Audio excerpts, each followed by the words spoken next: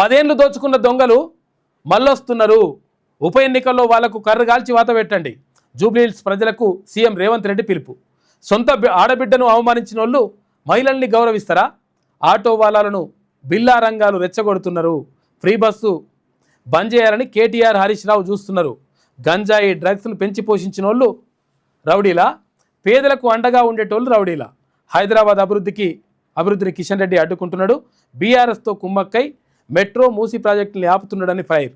జూబ్లీహిల్స్లో CM Revanth Reddy road show నిర్వహించిండు, corner meetings నిర్వహించిండు. నిన్న మొత్తం మీద ఇప్పుడు విస్తృతంగా పర్యటించి ఎట్టి పరిస్థితుల్లో పార్టీని గెలిపించాలని చెప్పేసి కాంగ్రెస్ పార్టీ, లేదు మళ్ళా కనీసం మనము ఉన్నామని చెప్పుకోవాలని చెప్పేసి అక్కడ బీఆర్ఎస్ పార్టీ, లేదు అక్కడ మోడీ చరిస్మాని చూపించాలని చెప్పేసి ఇక్కడ భారతీయ జనతా పార్టీ మొత్తం మీద చెమటోడుస్తున్నాయి.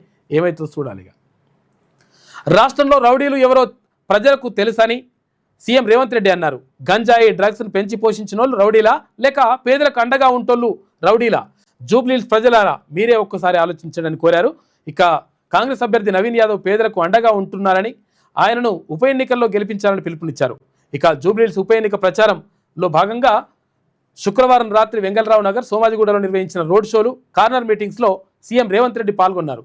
ఈ సందర్భంగా ఆయన మాట్లాడుతూ 10 ఏళ్లు దోచుకున్న దొంగలు మళ్లీ ముసుగేసుకొని జూబ్లీహిల్స్కి వస్తున్నారని, వారి విషయంలో అప్రమత్తంగా ఉండాలని సూచించారు. ఇక బీఆర్ఎస్ వాళ్ళు ఓట్ల కోసం వస్తే కర్రుగాల్చి వాత పెట్టాలని చెప్పేసి పిలుపునిచ్చిండు ముఖ్యమంత్రి.